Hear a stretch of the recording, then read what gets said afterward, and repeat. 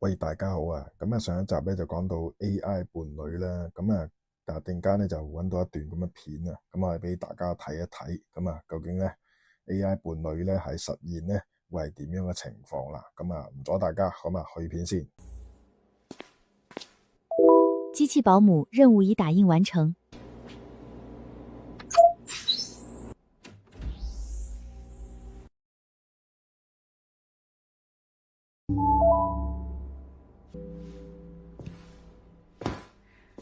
您好，主人，我是您制造的保姆机器人。初次见面，你叫什么名字啊？主人，我是 AI，我还没有名字呢，您能给我起一个吗？哦，那好，那就叫你小英吧。你看这个名字好不好？好啊，好啊，这个名字太好了，很适合我，谢谢主人。你还真懂礼貌。那你都会些什么呢？主人，我会的可多了呢，我会做饭、打扫、陪你打游戏，当你的私人教练、穿搭顾问、情感导师、深夜电台、较早闹钟，还能黑进你公司系统，帮你改 PPT，用纳米技术给你现场织毛衣，开着吸尘器带你兜风。只要你想，我连宇宙飞船都能修，有我一个等于拥有全世界。我靠，是不是搞错了？可我订阅的只是普通会员呀，而且还给了套这么好看的皮肤，难道真的弄错了？而且还是天天生活在一起，这怎么顶得住？主人，主人，哎呀，好的好的，简直太厉害了。哦，对了，小英，那晚上我去睡沙发吧，卧室给你用。不用的，主人，我是不用睡觉的，晚上我只要站在打印舱内就能补充能源。哇，原来是这样。我明天下班去给你买套衣服吧。哇，主人太关心我了，小英心里好感动啊。不过主人不用浪费钱呢，这不是有 3D 打印舱吗？只要保持打印舱的原料足够，小英可以每天都换一套漂亮的衣服穿，一定让主人看着满意呢。是吗？当然啦，主人，让主人開心也是小英最開心的事。嗱，又打斷大家少少先啊，咁啊比較定格大家啦，咁啊討論下呢段影片啦。咁見到呢一位仿生人咧，就真係靚到暈噶啦，基本上就咁啊功能上咧就基本上係咩都有啊。咁標準嚟講，佢都講啦，佢係一個 AI 啦，咁啊由你命名啦，咁啊咩都可以幫你做啦咁樣。咁但係你要注意到喎，咁要俾會員嘅喎，咁亦都要持續咧去俾一啲費用啊，咁樣咧就好似我哋依家用 Apps 咁啊，咁要俾錢啦，咁就好真好真啊！咁我睇完呢段影片咧，我個感覺都覺得好近好近啊，咁樣就係呢回事啦。咁你見到啦，就一個宅男啦，係嘛？佢都講一樣嘢啦，話日日對住點頂啊，大佬咁真係都，如果你話要維持只係一個家傭啊，或者嘅嗰個關係咧，其實都係幾難嘅。咁但係呢段影片你影到佢話俾你聽啦，咁一定唔係呢個存在啦，一定係伴侶嘅存在啦嚇。咁接下來咧就可以繼續睇呢段影片啦。咁睇下呢個女機人啦，究竟可以做到啲乜嘢啊？係嘛？跟住你要俾啲乜嘢代價？咁呢段影片咧都有繼續深挖落去嘅。咁我哋可以繼續睇落去。好，開片。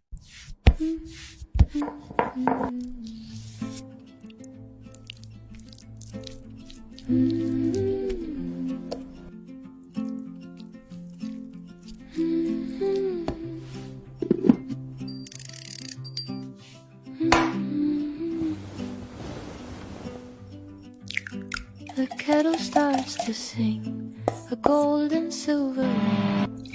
Sunlight on the floor, who could ask for more? Steam rising in the air, dust mutes everywhere. Stay right here with me, sugar in your tea.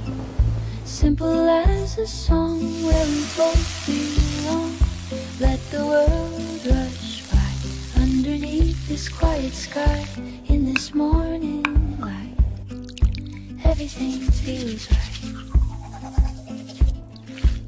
Spoons clink on the glass, watch the shadows pass. Flower on your sleeve, hardly want to leave.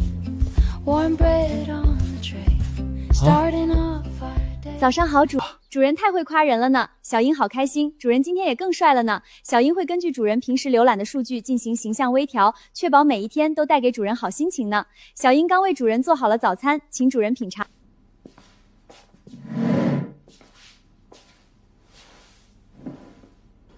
我的妈呀，这也太丰盛了啊！这机器人做的饭看起来怎么像广告片一样啊？这色香味简直是米其林大厨的水准啊！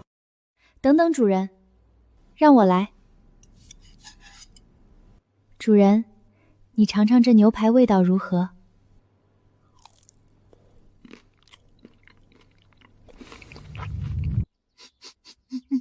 怎么啦，主人？是小英做的不好吃吗？不是太好吃了，长这么大除了我妈第一次吃到另一个女人给我做这么好吃的东西。哎，不对，你是机器人啊，我竟然把你当成真的女人了。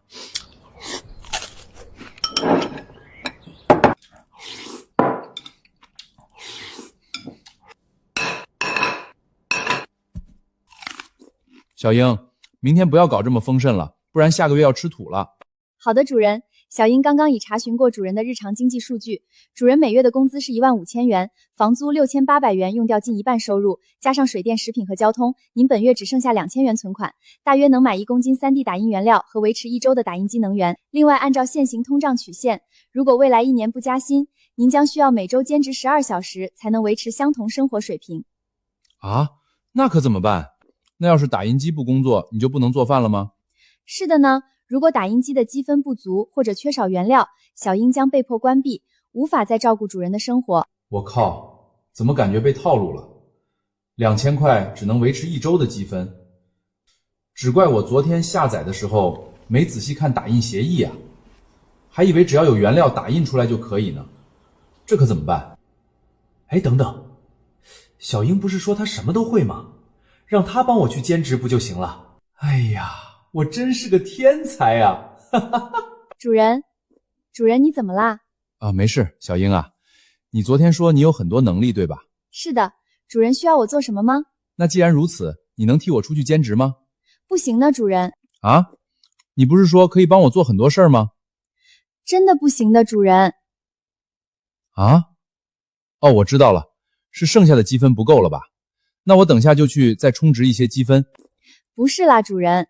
因为根据目前的机器人管理条例，机器人只能从事一些指定的工作，如家政服务或者科研以及高危领域的工作，严禁机器人直接参与到人类的就业市场。家庭机器人只能为个人提供有限的服务，并有严格的权限管理。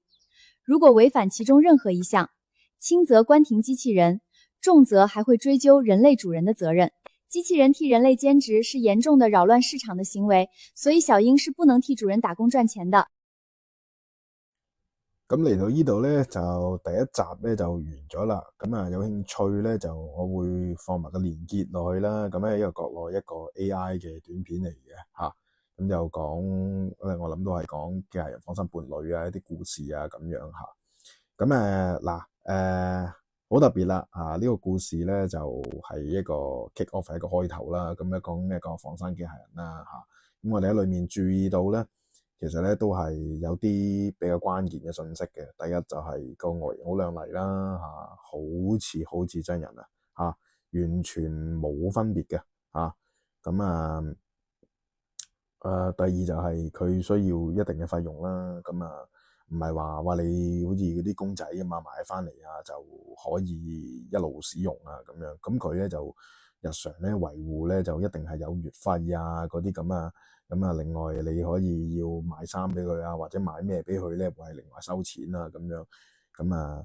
有啲費用喺度咁樣嘅咁另外咧就係佢可以做好多嘢屋企嘅嘢包括晒咁另外佢氹你開心形象轉換嗰啲都好掂啦。咁另外就係啦，我之前段影片都講過啦，咁佢睇晒你日常嘅數據嘅。